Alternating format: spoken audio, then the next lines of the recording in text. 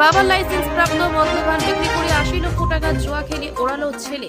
ঋণের দায়ে আত্মহত্যা করলেন বাবা। সূত্রের খবর, দৌলভ সামন্ত তিনি একসময় লাইসেন্স প্রাপ্ত মদ দোকানের মালিক ছিলেন। ছেলে বিভিন্নভাবে টাকা উড়িয়ে দেয়, যার ফলে দোকান বিক্রি করতে হয়।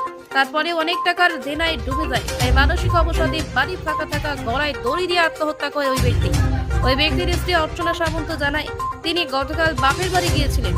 আজ বাড়ি ফিরে ঝুলন্ত অবস্থায় তার স্বামীকে দেখতে পান। তিনি জানান, তার ছেলে বিভিন্নভাবে পয়সা উড়িয়ে ধার দেনা করে মানসিক অবসাদে গলায় দড়ি নেয়।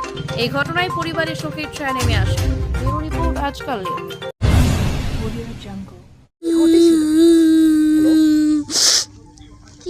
ছেলে পয়সা ফুটি দিল, তারপরে দোকান বিক্রি হয়ে গেছে, দেনা টেনা হয়ে গেছে, এই জন্যই মনের দুঃখে মারা গেছে।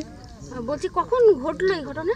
আমি থাকিনি, বাপের বাড়ি চলে গেলাম, এখনই এসে দেখলাম। তো খবর কিভাবে পেয়েছিলেন?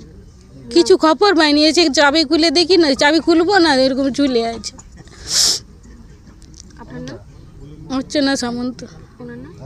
দুর্লভ সামন্ত। কি করতেন, কি দোকান ছিল? ফরেল নিকাটের দোকান। কোথায় ছিল? ওই যে ওইখানে।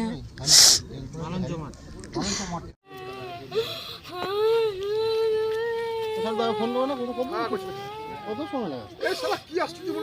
গাড়ি বেরিয়ে গেছে আমাকে।